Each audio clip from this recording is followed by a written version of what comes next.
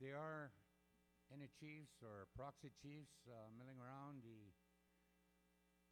facility, in particular in the Tim Hortons coffee room, please make yourselves available. We want to get this program going as soon as we can. Proxies, chiefs.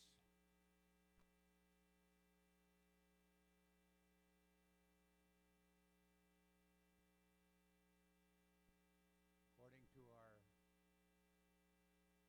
Deputy Speaker, we need 38 chiefs to get our program going.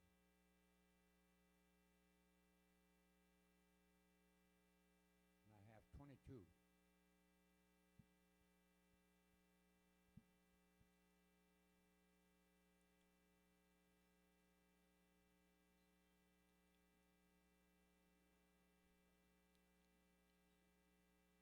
So chiefs, proxies, if you are in the audience, please come to your tables.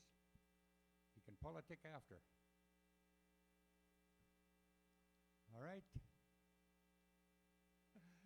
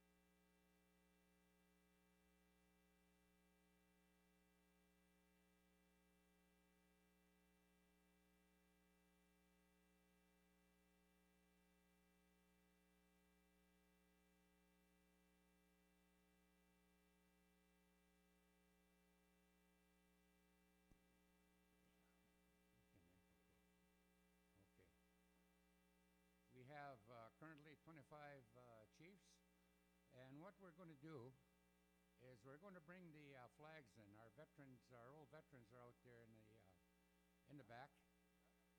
Yeah. Yeah.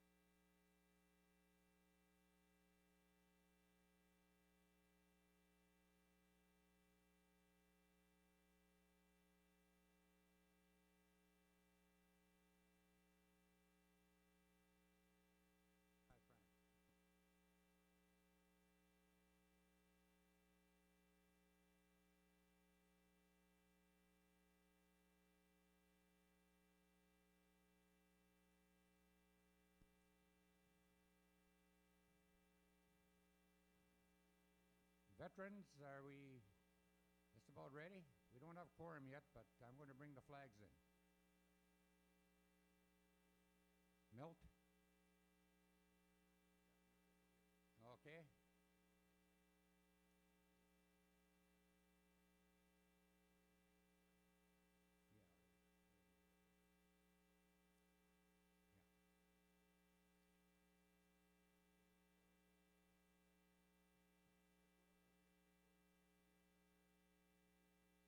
Yeah,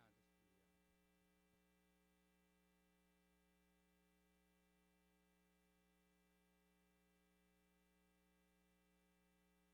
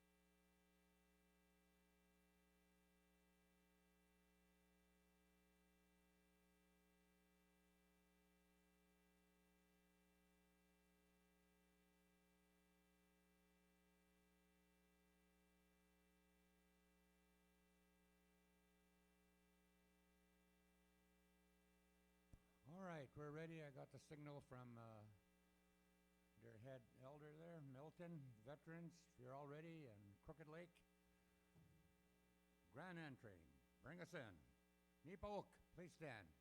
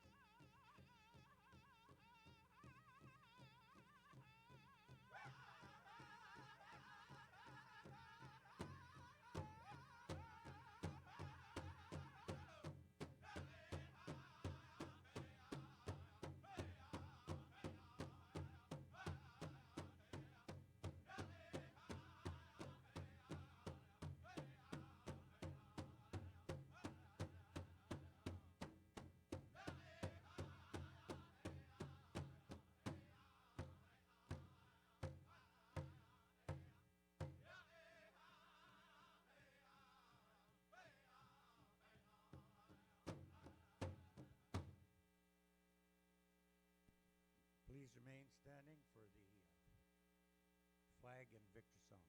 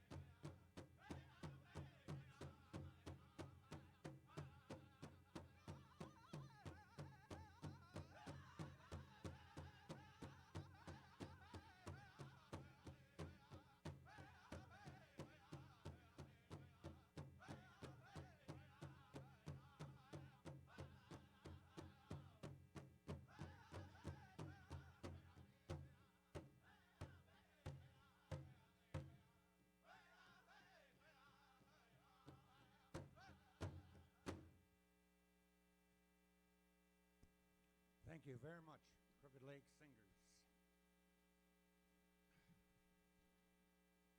Thank you, veterans, warriors,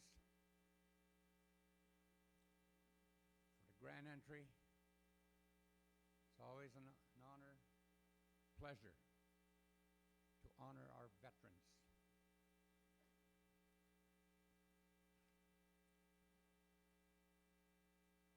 We don't quite have a quorum yet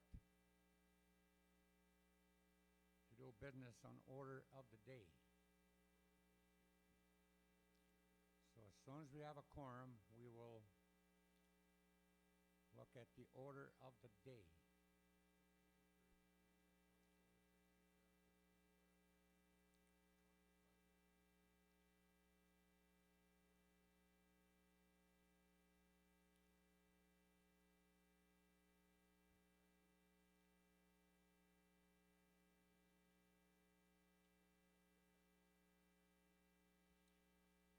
While we have a few moments, the First Nations University Saskatoon campus, can you young people stand up, please? Please stand up. Indigenous Studies 100. Their first assembly for them. So let's give them a warm welcome, which you did, and welcome, students. Welcome to the real world.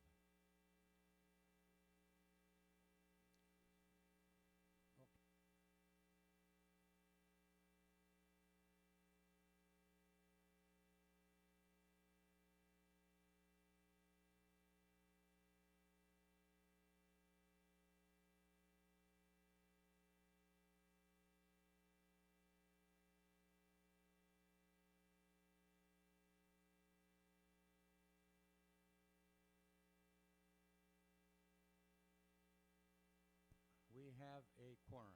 For the record, actually 58, or 38, pardon me, just enough, yeah.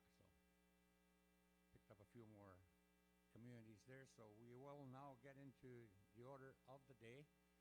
And you have the agenda. Been a few minor changes. We had our pipe ceremony this morning right in the hall here. 8:30 was registration main floor. That's upstairs. And speaking of registration, all changes to the voters list must be completed today by 4 o'clock. Not tomorrow, by 4 o'clock today. So you'll be hearing that message from myself, from our deputy speaker, and from our clerk throughout the day. So 4 o'clock is their deadline for voting registration. And we'll move directly right into the order of the day.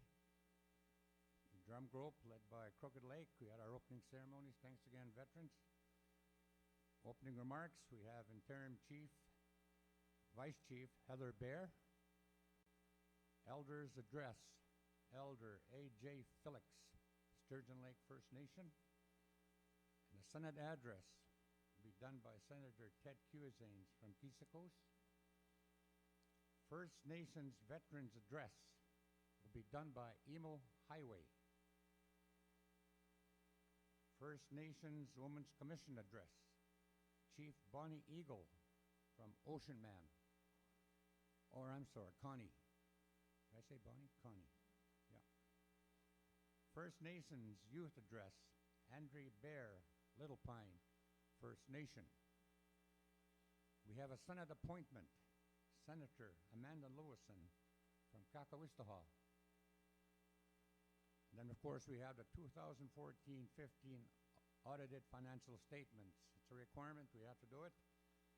Federation of Saskatchewan Indian Nations, Saskatchewan Indian Gaming Authority, Saskatchewan Indian Cultural College Center, Indigenous Gaming Regulators, First Nations University of Canada, First Nations Trust, Saskatchewan Indian Equity Foundation, and the Center of Excellence. The 2014-15 audited financial statements, Community Development Corporations, Balfour Agency, Tribal Council, CDC, Dakota Dunes, CDC, Living Sky, CDC, Painted Hand, CDC, Northern Lights, CDC. The resolutions, the youth resolution, funding allocations, the First Nations University of Canada board appointments. And of course, we'll get into our election assembly. Our electoral officer will be Toby Pascal, the credential committee member, legal counsel, Kimberly Stonechild, and review of FSIN Election Act. And of course, we'll have the nomination and the speeches following that. So what will happen then when we get into the election assembly, Toby Pascal, me and our deputy speaker will vacate the chairs and turn it over to Toby Pascal and his people. Just for the record, to my right, Earl Magnuson, Wakatoa's First Nation, is our deputy speaker. To my left, Ron Crew, clerk of the Executive Council, Chief of Staff, and will probably be answering most of the technical questions directed to on the floor. That's your order of the day. If there are any okay. Can I get a mover? Chief Reg Belrose, move it. Seconder Priest, Chief Marianne Daywalker Pilchier, Okanese.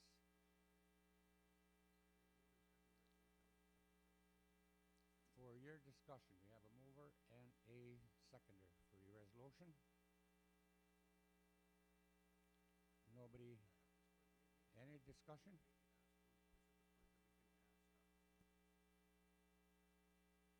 Question's been called, so may I have a show of your right hand that we approve the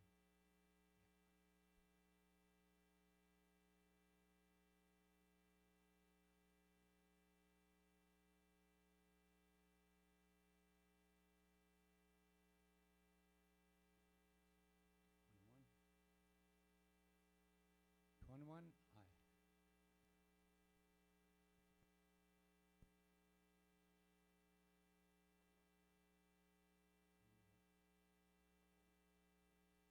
Forty-one altogether. That motion's been, or opposed rather, pardon me.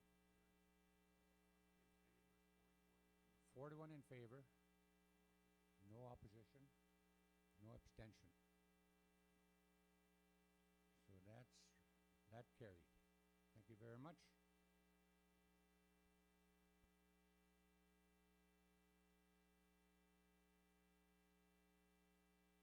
Opening remarks will be done by Vice Chief Heather Bear. Vice Chief, please, podium mic.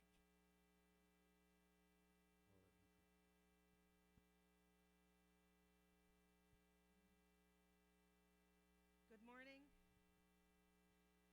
On behalf of all of us, I would like to start by acknowledging our Creator, our beloved Creator, and acknowledge the elders who raised the pipes and rendered prayers for today, for tomorrow, prayers that will help protect this area as we move forward in our election assembly.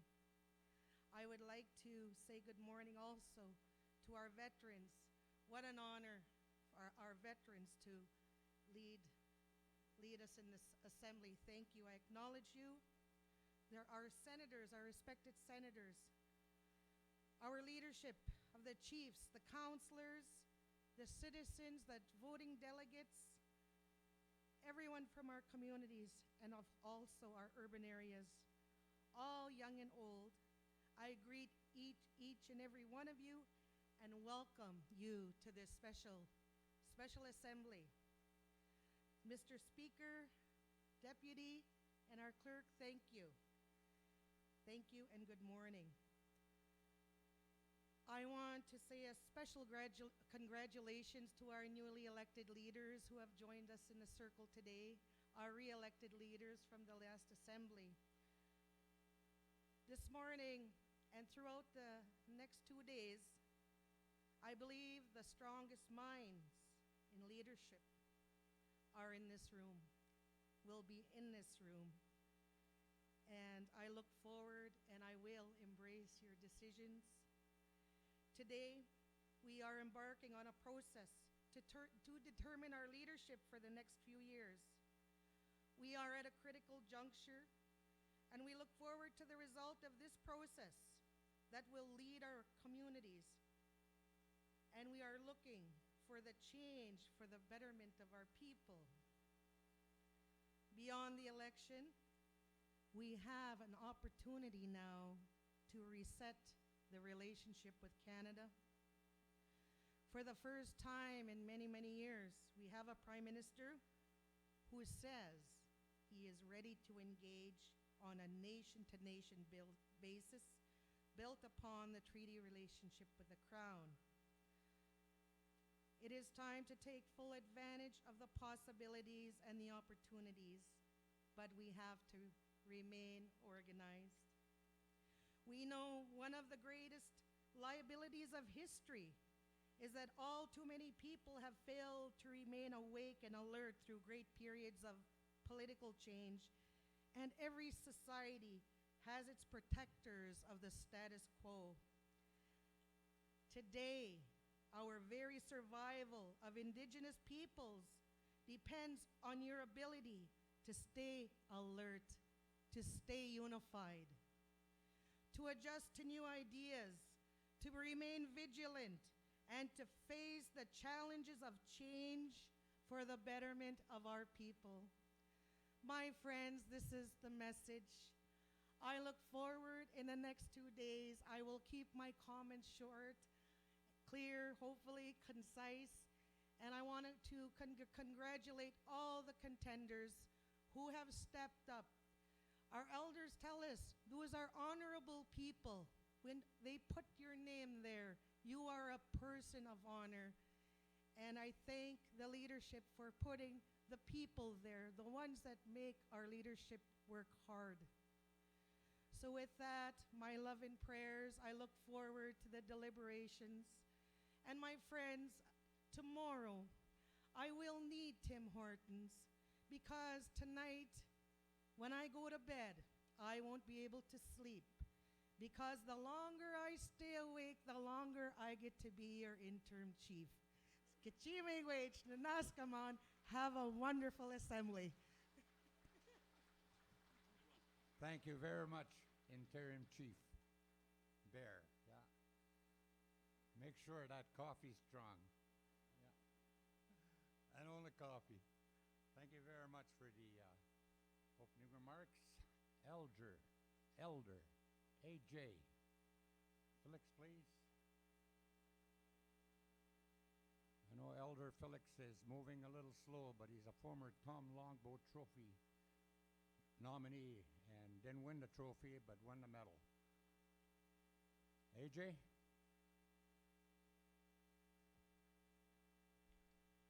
Hai nuaku magantik. Miosne taga kikse pansia. Mine ka ewanskaya kanutska kikse bag. My friends and relatives, pleasure to be here to say good morning, hello, and good to see you again. One more time. This is the assembly of the Federation of Saskatchewan Indian Nations. This assembly was in the making many, many years ago. And it was in the making for some very specific reasons, specific purpose. I was once an executive member of this assembly. Now I have taken a seat with the elders. I have appreciated, and I'm in full realization of the agenda that's before you. And I'm also of the full realization of the post that each one of you are sitting in. I appreciate the drum this morning. That is one of the insignias of the Federation of Saskatchewan Indian Nations.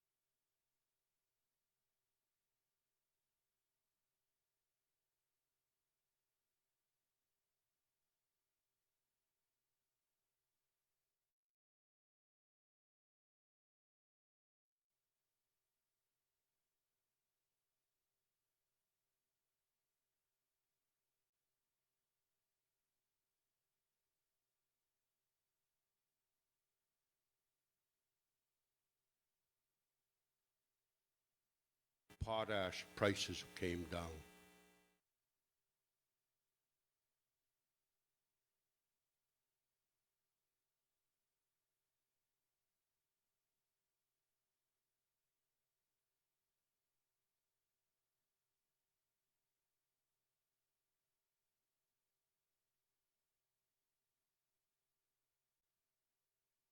We were made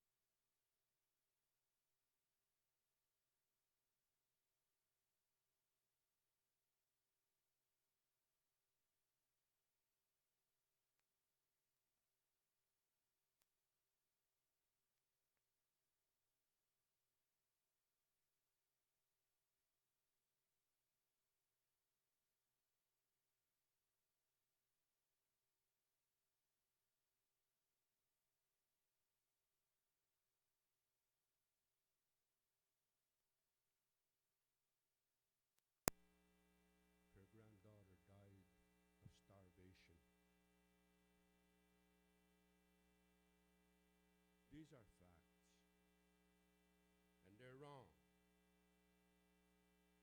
You know that in the way we do things and the way we believe things, our belief system says, you do something wrong, you're going to pay for it. There's a consequence to doing something wrong, especially to poor people. There is a consequence.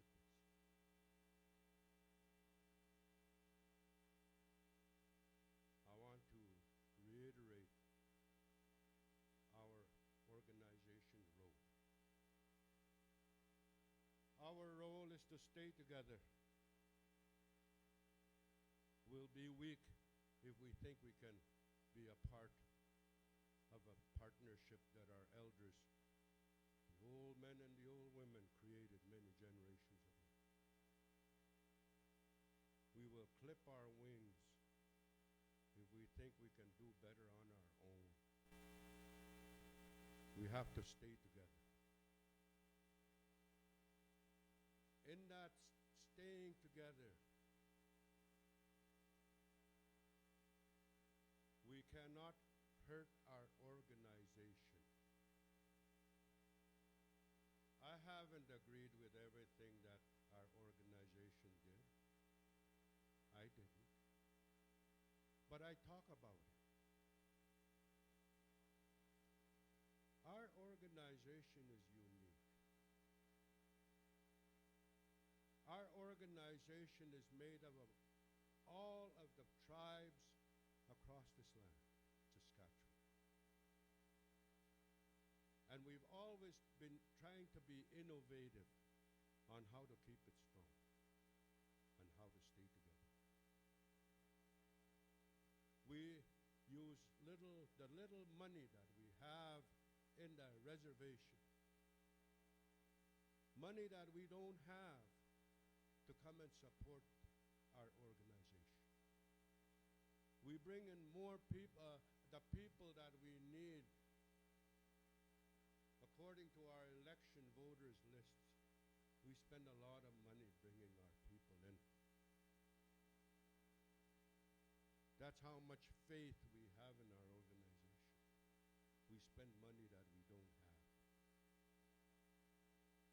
So to the leadership of the FSIN, when you receive a mandate from this forum, that mandate is for real. That mandate is for a serious work. Back there, every one of these leaders are busy in their graveyards, wake services. They even don't have enough money to bury their people, to feed their wake services. They don't have that money. But they make do somehow, even if they have to borrow. When their band members are in BC or Ontario, they try to ship them home with money they don't have. That's how we are. So FSIN is a family, and the peoples that you represent are your family.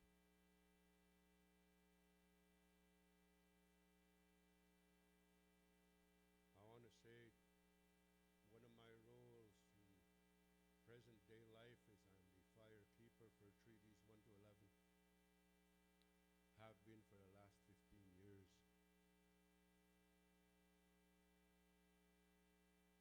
I have also been a co-chair for Treaty 6. Of late, in an elders forum in Alberta, I was appointed spokesperson for the East Side for the Treaty 6 Elders Council.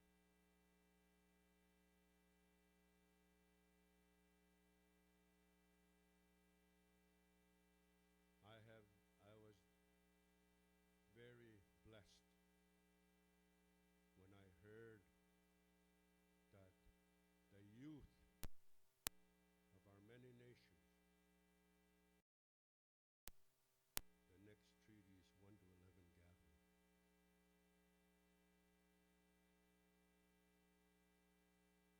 they are going to host the 2016 assembling of Treaties 1 to 11.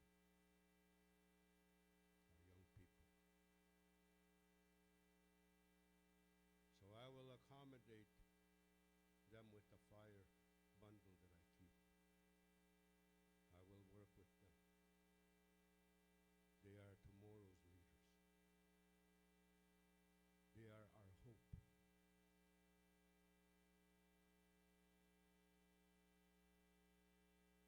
In closing, I want to say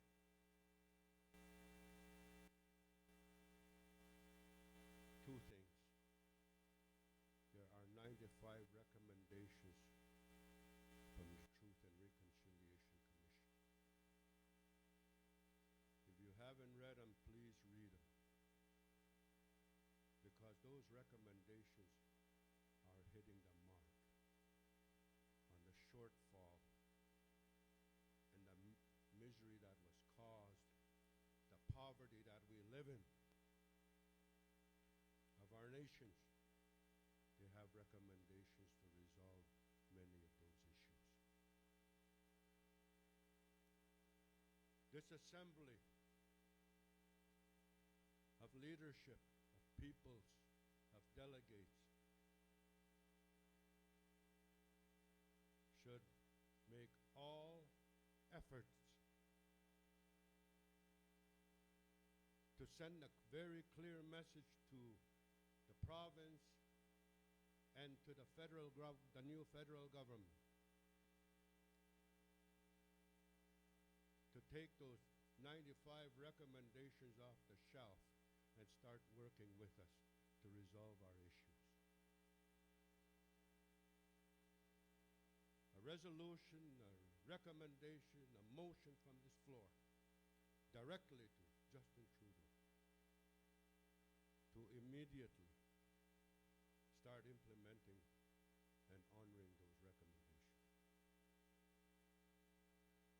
In closing, I know in the last few days I've read a lot of press. I know that we have issues. I know that there are events that happen within our organization. But do not forget, the only way that we survived this long is because we made laws. We made laws. That's why we're survivors. If we stay within the boundaries of our laws, we're going to be okay.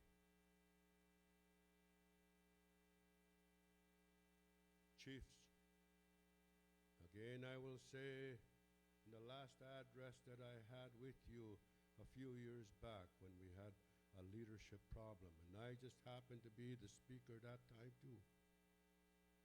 Chiefs, I beg you, in the ensuing discussion on how we're going to handle this election here today, do the right thing. Do the honorable thing. Keep your laws intact and your rules. Hi, hi. Thank you, Elder Felix.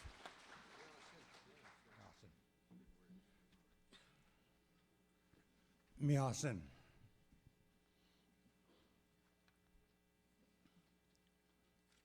Ellen Joe Felix, Elder.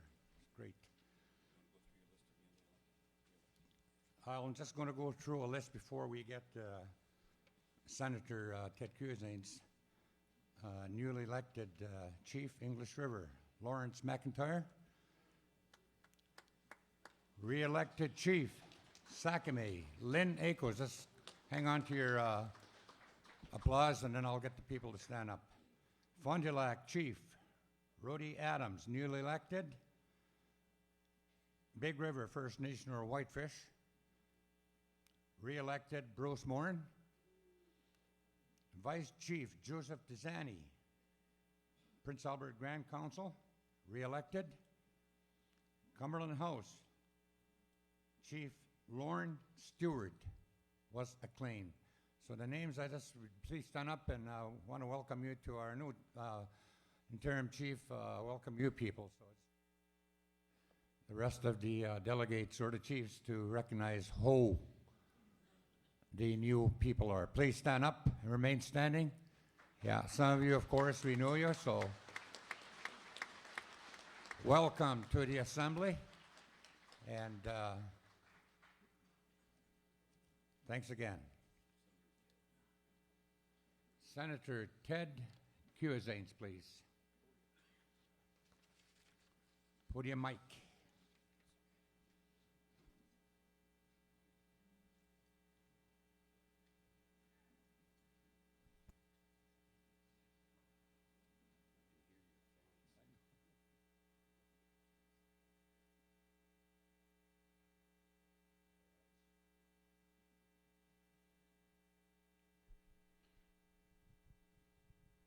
Thank you.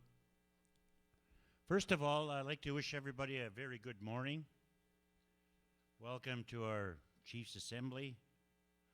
I'd like to acknowledge our Speaker, our Deputy Speaker, and also our Clerk to the Council. Also like to acknowledge the elders that are here, our veterans, also our chiefs, our delegates, our councillors, also our women, and most important of all, our future, the youth. And also there's visitors that are here from out of province. I'd like to also welcome to our Legislative Assembly. Today my address is going to be a discussion on one of the most important things in our life, is the issue of our health. On behalf of our Senate body, I would like to welcome all the chiefs and delegates within our Legislative Assembly. our governing body. You as chiefs are the legislators designated to deal with the hurts in our communities caused by the healthcare system that we live in. Also, the education system, the justice system, and the social services system. And all these systems that I have mentioned is supposed to help our people. But all those systems that I've mentioned are failing our people. Over the next few days, chiefs and delegates, we will be electing leadership. We will be identifying concerns and issues, conducting our business, and making some decisions in the next couple days. And as the chairman of the Senate, I want to remind everybody that we are here at the pleasure of our families and at the pleasure of our communities and our people back home.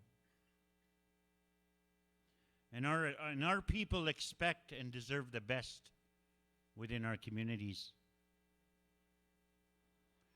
But one of the greatest challenges we have as leaders is the healthcare system within the province of Saskatchewan and within our communities. We as First Nations people, we lack access to better health within the system. We lack personal care. We also lack cultural safety within our healthcare system. It is not safe to be an Indian. It's not safe to be a Métis or an Inuit to visit a healthcare system. It's failing our membership, and I reach out to leaders that the status quo is not an option. We as First Nations people got to challenge it, and we have to change it. Because all they're doing is sending our people to the graveyards. And it's not good. Our elders remind us a lot about the medicine chest clause, as well as the pestilence and famine clause of Treaty 6. Are treaty rights that are fundamental. And all of you that are treaty-minded and understand treaties, all of you know that the British Crown, the British House of Lords, have held that treaty could not be altered through Canadian policy without the consent of us as treaty people. And as First Nations leaders within our region, we have not given our consent to authorize government actions. Since consent, and each and every one of you know it, is a treaty pillar, which the Canadian courts have held over and over. The courts have ruled that the treaties are to be. They are saying they have to be interpreted and implemented broadly. Taking into account also our own Indigenous understandings of what the treaties are. And they are not frozen rights. And that's the way it sits right now. They're sitting frozen. They aren't frozen rights. Or they are described in a minimal way of referencing. And courts and the government, all they do is reference only the standards of living back in the late 1800s.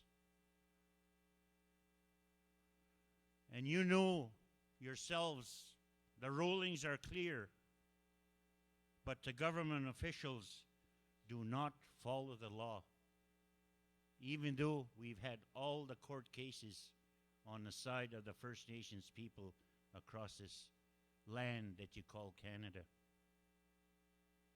Even the Constitution itself provides protection to treaty rights in Section 35(1). And the treaty rights to health has been recognized as an existing right by the Canadian courts. Now, with this ruling, why do we not have a medicine chest that provides us access or personal care in a culturally safe environment within our local hospitals across this province? You know, I suggest it is because our history of protecting treaty has been through meetings with governments and the courts. We expected these institutions to respect the law and that they will protect the honor of the Crown. And to be honest with you, they do not. As an individual, as I observe how government institutions limited our access to health, they also limit our access to education. And the systems that we're in within the healthcare system is very biased, racist. We even within social services and the justice institutions, like the elder spoke about, majority of our people are locked up within the provincial system and the federal system. And as an individual and as chairman of the Senate, I would like to recommend and suggest that we have to do more. We have relied on the government and the courts far too long. And reality tells me they haven't done a damn thing to help us as First Nations people within those systems that I talk about. You know, in August of this year, I spoke on the floor of the Canadian Medical Association. It was the first time ever that an Indigenous First Nations and a residential school survivor has ever stood in front of the Canadian Medical Association. And it was their 148th assembly. And you know, the Canadian Medical Association is like the Parliament of Canadian physicians. I went over there in regards to talking what the elder talked about the TRC recommendations. I got a mandate from the National Chief and also the AFN chiefs in Montreal, and some of the chiefs were there in regards to resolutions. And the resolution that come out of Montreal was, therefore be it resolved that the chiefs in assembly call upon the Canadian Medical Association to adopt and support calls to action, Section 18 and Section 24 of the health section in the TRC recommendations of the Truth and Reconciliation process that specifically pertain to improving the health of Aboriginal peoples and communities. It also stated in the resolution, direct the Assembly of First Nations to work in partnership with the Canadian Medical Association and the Indian Residential School Survivor Society on the implementation of the TRC calls to action.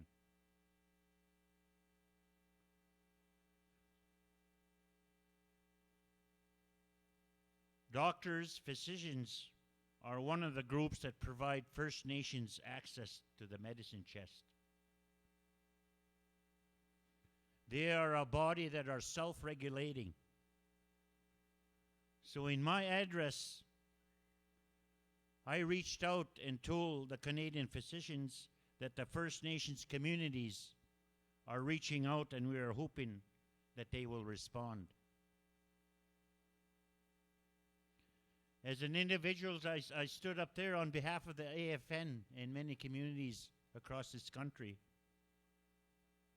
I expressed us as First Nations people are ready to change the way the health care is provided to First Nations individuals, families, and communities. I've also expressed that we are ready to be full partners in the delivery of our own health care within our own communities. We went to that assembly with the intent of one resolution on the TRC. And my dear friends, my chiefs, councillors, delegates, we walked out of that assembly with 5 resolutions pertaining to First Nations health issues. The first is that they all will advocate, the CMA will advocate for First Nations. The Canadian Medical Association will provide practical advocacy and strategies to support the health and well-being of First Nations, along with the Métis and the Inuit communities across Canada. That is one resolution. The second resolution states that the Canadian Medical Association will work with its partners to assist. The Canadian Medical Association will work with the Royal College of Physicians and Surgeons of Canada, and the College of Physicians and Surgeons of Canada, and the College of Family Physicians to provide a unified voice when advocating on issues of common interest for First Nations communities. The Canadian Medical Association, my friends, is prepared to work so First Nations have at least the same care as Canadians. And all of you know we are not getting the same care as other Canadians in this country. The Canadian Medical Association recommends patient populations that also fall under federal jurisdiction should have access to the same effective and appropriate care as all other Canadians. The other resolution I'm going to read is the Canadian Medical Association promotes increased knowledge amongst doctors in the practice of trauma within our First Nations community and within the healthcare system. The Canadian Medical Association also will convene a national roundtable to eliminate jurisdictional issues and barriers and to establish a best care practice that acknowledges the unique circumstances of Aboriginal communities across the country. For years, we have depended on the government and the courts to protect and provide health services, which they describe as the medicine chest. You know, my friends, I think it is time we begin to engage those that provide those services. Because all we're doing, speaking to the government and speaking to the courts, is nothing but a waste of time. I truly believe First Nations are ready to have a direct conversation with the doctors, physicians across this country who provide care to our First Nations people within our communities. We as First Nations people, I feel, are ready to create a culturally safe environment for our people, where our people can obtain care without fear of discrimination within the healthcare system, oppression, and aggression. Our people need a bias-free environment to go visit a doctor in a hospital. I truly believe First Nations are ready to create measurement systems that identify the magnitude of problems and whether solutions actually work. I truly believe First Nations are ready to have equal access to health services, and I truly believe it's about time. And I truly believe us as First Nations community, all our health centers in different tribal councils and communities are ready to close all those major gaps that they experience as health caregivers and employees of your health centers in your communities. And all of you are aware, the only thing that government is providing us is pills, surgeries, amputation, methadone, and everything else that's not healthy for our people. To them, this is what they define what the treaty right to health is prescribe our people to their deathbeds. And all of you know and are aware our traditional way of life, our ceremonies, the creation story, the traditional foods, and the medicines is the way our healthcare system was and will be and should be in the future. The treaty right to health is being healthy in how we eat. We need food security within our communities. We need healthy people. We need emotional security within our families and our communities.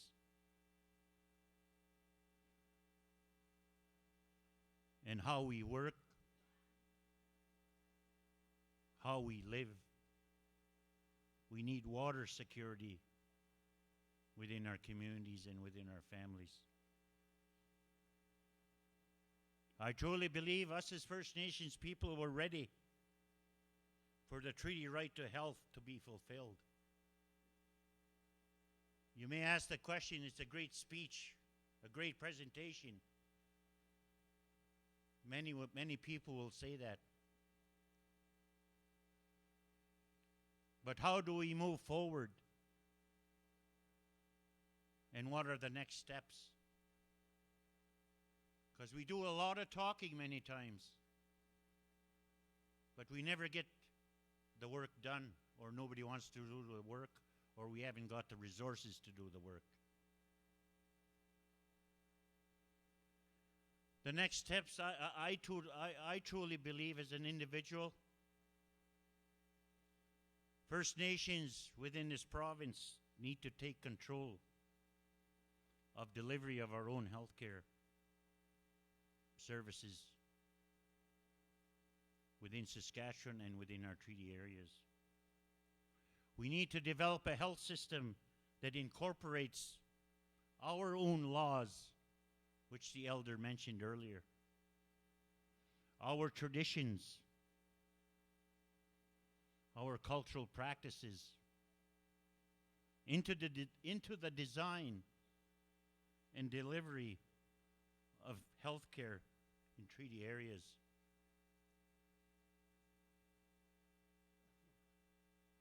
We as First Nations, we need to break away from the idea that we need permission from Health Canada. We need permission from the province. We need permission from the feds. Why can't we do it ourselves? And it's doable. We got some wonderful healthcare facilities happening right across in every tribal council. And we have to move forward. Just think of when we took over education. What do? We deliver the same education system that is failing our people. And it is still failing our children. And that's the foreign education system that we have taken on, and it's hurting our young people. The elder talked about childcare. When we took over the childcare system, what do? We deliver the same childcare program that is failing our people, our mothers. And it's still failing our people. And it's up to us as individuals, as families, and as leaders. When we take over the healthcare system, what do we need to do? We know what has to be done. We don't need permission. We don't need authority from anyone. We need to define our own destiny, chiefs. All the health providers, our elders, our Senate, and we must move forward. We got a federal election and it was just over.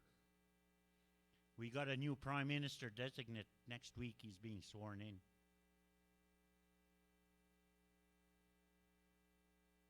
Everybody thinks there's going to be change. Really think about it. Are we going to get 634 agreements across this country to First Nations? Justin Trudeau talks about relationship nation to nation. And I truly believe us in Saskatchewan, we have treaty areas.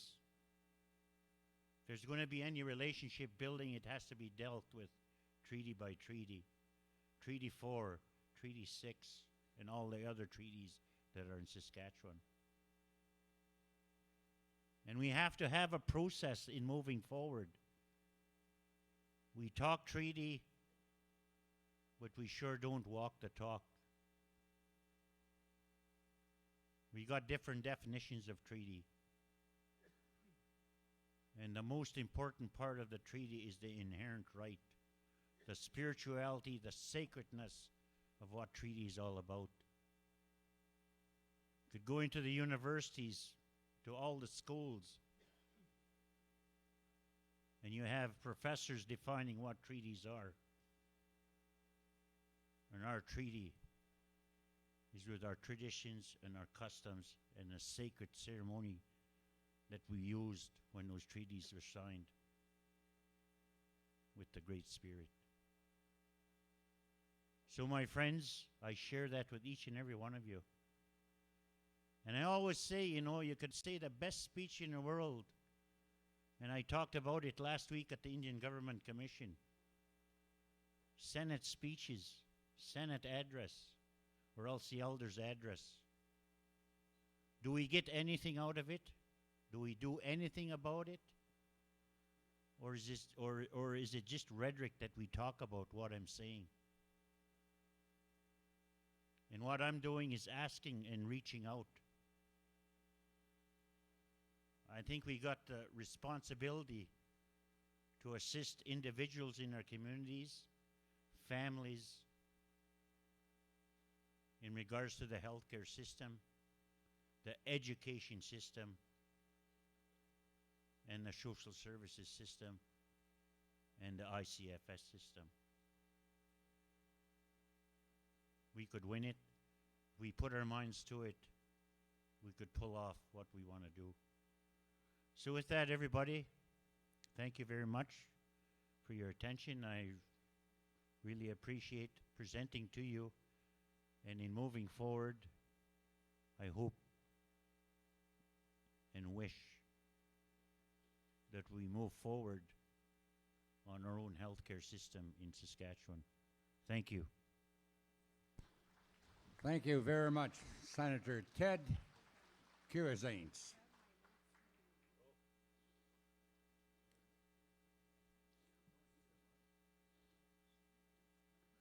That'll bring us up to our First Nations veterans. And before Veteran Highway, great job. Yeah, just a few announcements. Lunch. Sorry, Chiefs, delegates, you're on your own for lunch.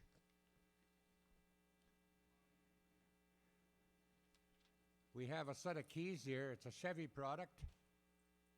Check with Ron Crow, our clerk, for the keys. It's a Chevy vehicle. And I want to keep mentioning 4 p.m. today, deadline for voter registration. 10 after 4, you've had it, let alone tomorrow morning. So you have to register voting delegates by 4 o'clock today. And I think that's ongoing, Ron, am I right? Yeah. Okay, so that pretty much momentarily. And I will keep mentioning the 4 p.m. Deadline. Emil Highway is pinch hitting for Grand Chief Stephen Ross on behalf of the our veterans, First Nations veterans. Mr. Highway, please. Podium mic.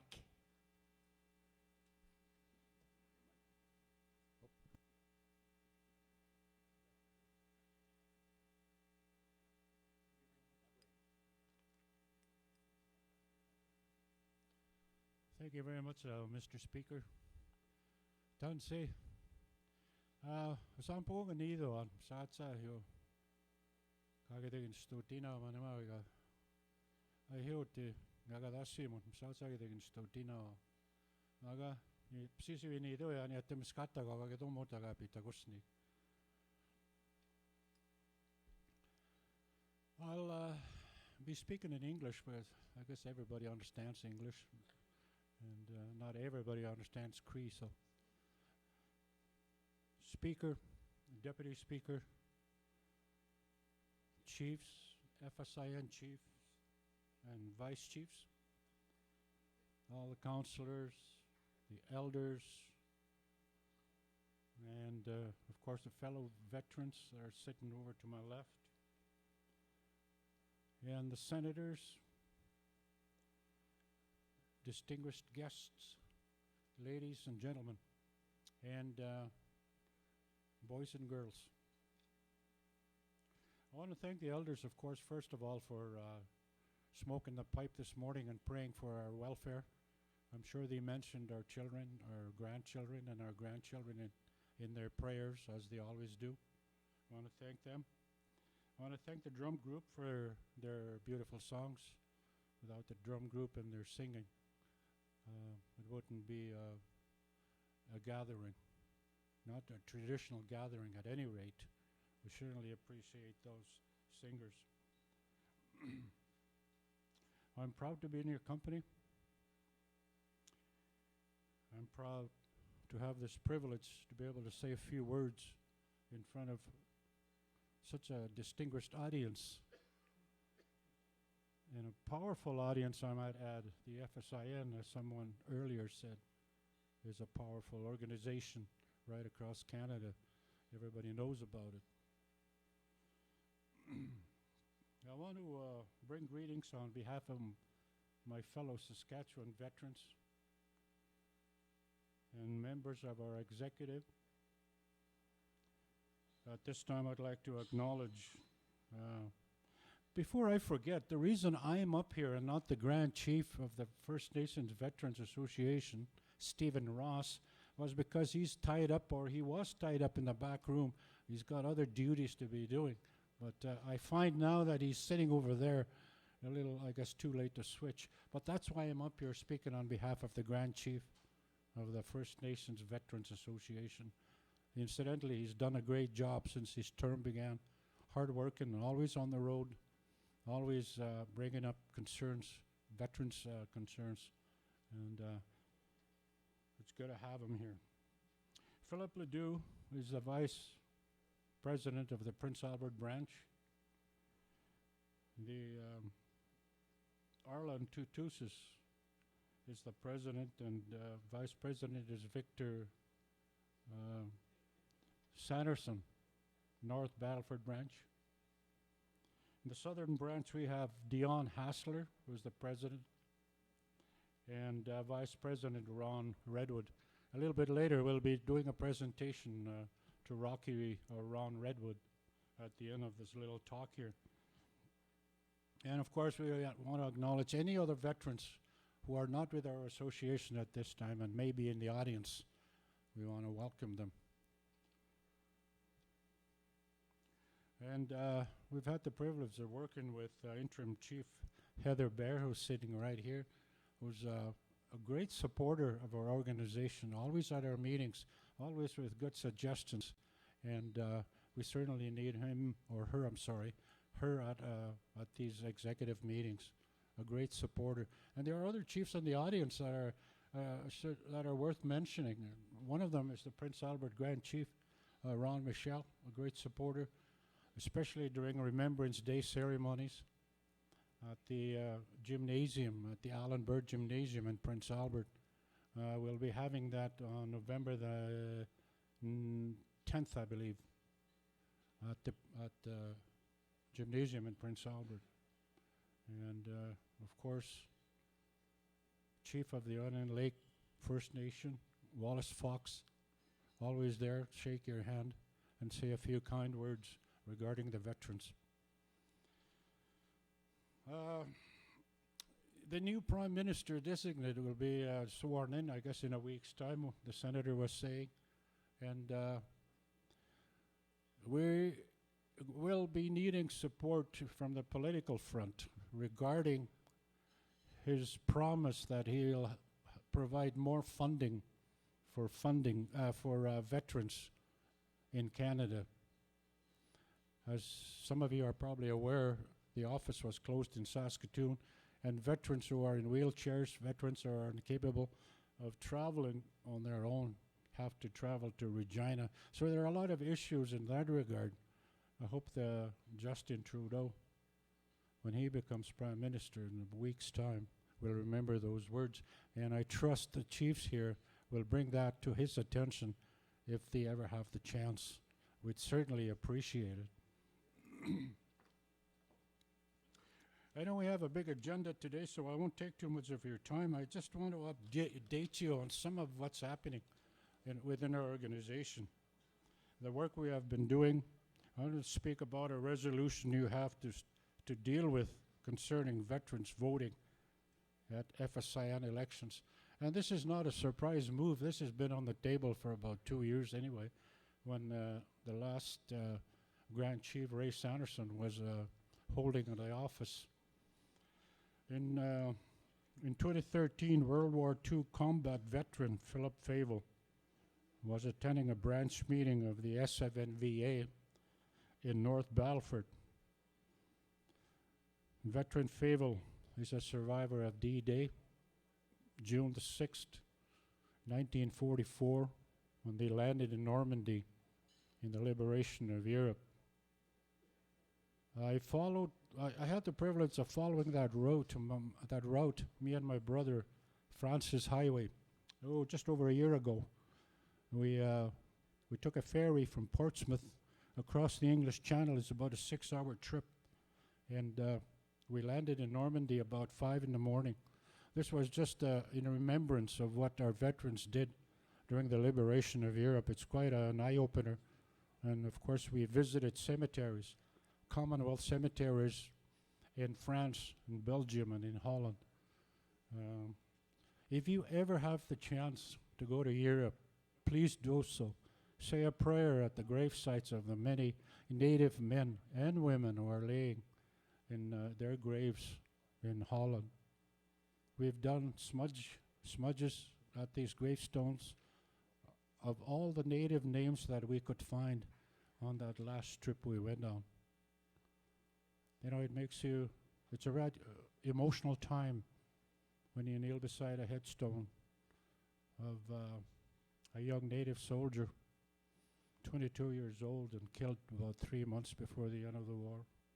I urge you to, if you ever have the chance, go over there. Mr. Fable, one of the things he said was, we went to Europe to fight for democracy. When we came back, we helped start the FSIN.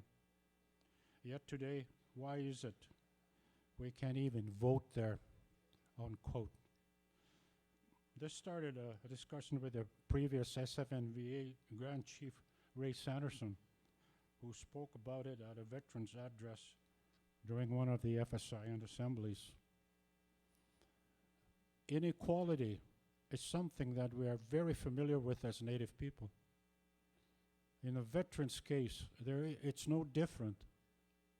The veterans that were in the First World War, Second World War, Korea, when they were overseas and then they came back, they saw what was happening. Their eyes were opened while they were over there. They experienced different cultures in different countries. They met different people. And they came to the realization that we were being not only veterans, but all Native people were not given equal treatment. And this is what Philip Fable was talking about at one of our meetings.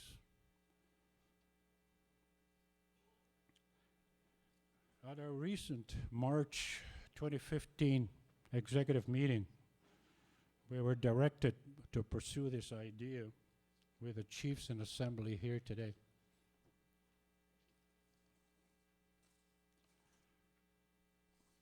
Some of the things we're doing, there are 3 items here I'd like to mention. One of them has to do with the First Nations University of Saskatchewan. We've met with them and we're ready to restart this project. We hope to continue realizing what previous veterans started, and we have been told the university will work with us. Perhaps there could be a First Nations museum established there. That's been mentioned a few times at our meetings. There's lots to explore in that area, and we look forward to this project and meeting with the people who head the university in Regina. Wanaskiwin is another thing that we often talk about. Some of our veterans in the north have expressed that we have a monument on display out at Wanaskiwin. This is a monument. We have met with them and they're applying to various funding agencies. We hope to see some encouraging developments in that area in Wanaskiwin. The SFNVA quarterly newsletter. We put the quarterly newsletter out. It's been emailed to all the chiefs. We invite you to read it, as it's a good way to be informed with the First Nations Veterans Association, and it's also very entertaining. It's getting better and better as each year passes. I remember when I first came around, it was only maybe 3 or 4 pages. Now it's getting a little bit thicker and the writers are getting better. There's even some jokes there. Incidentally, I was reading the paper when Justin Trudeau got in, and there was a cartoon in the Calgary Herald of Stephen Harper and Mulcair, all banged up, 2 black eyes. Harper had 2 black eyes. One of them was all red. His arm was in a sling. Mulcair was in not much better shape in that cartoon. And underneath, our Mulcair was saying to Harper, "What if he had been ready?" I thought that was great. Because in the attack ads, do I have to explain the joke?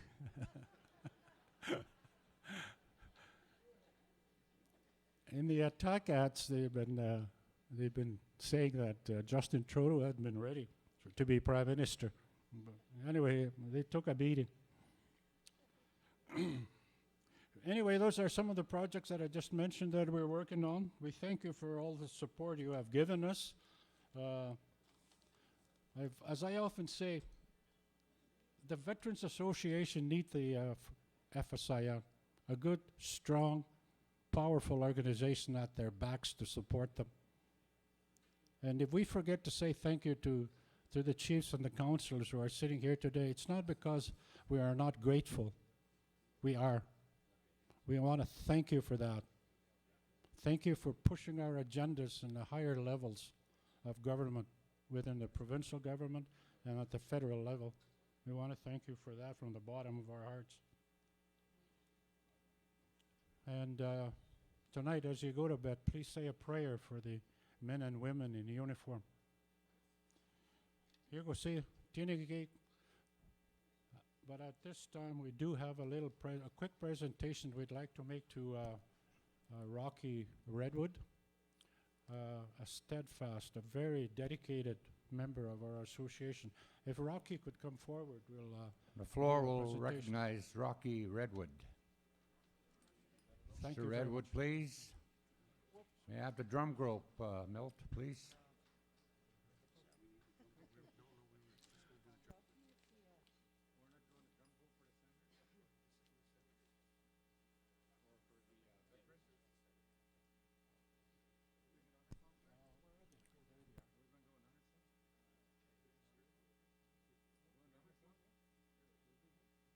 Let's do an honor song. They're veterans.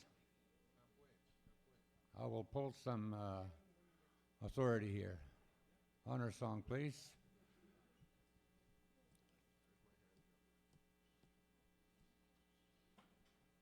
Speaking of veterans, Mr. Highway mentioned a lot of the brave men in the armed forces. The United States had Ira Hayes. Canada had Tommy Prince. In Saskatchewan, although we didn't have a Victoria Cross winner, but if you talk to a lot of the veterans here now, and in particular the ones that served in the real war, in the Second War, you ask them about George Monroe, Musqueam First Nation, the bravest, toughest man they ever served with. Little Indian from Musqueam, George Monroe. Honor song, take it away.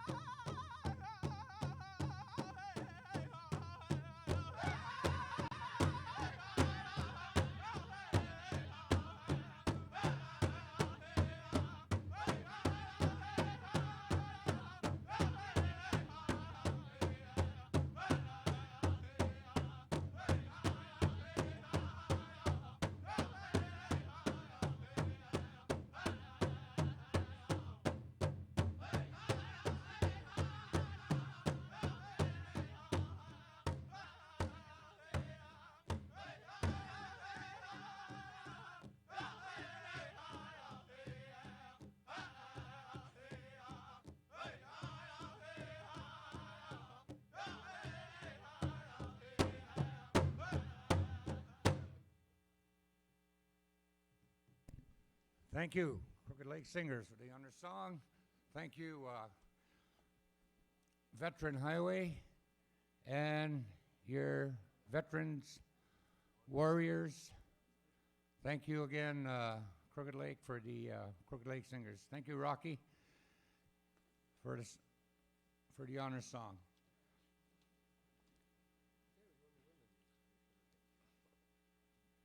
Thank you, Chief Connie Big Eagle, for allowing us the veterans and whatnot. One thing I want to say about the veterans, guys, and chiefs and delegates, honor them now.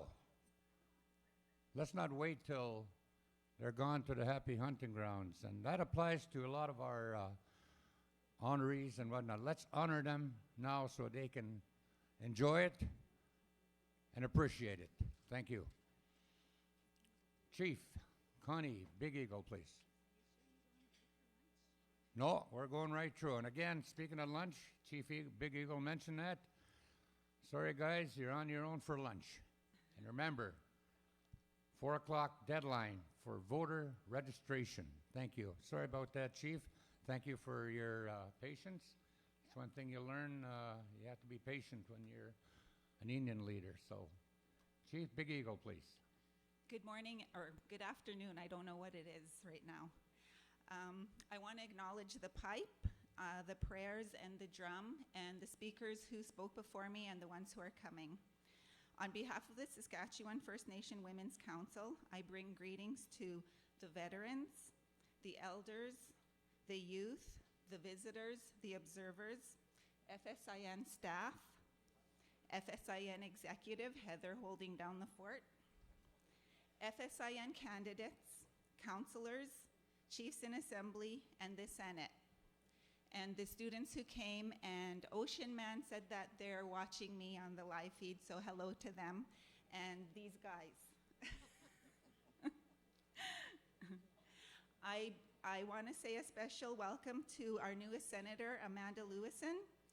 When YTC looks to our Senate, who consist of Amanda Lewison and Ted Cusance, we see experience, wisdom, and balance.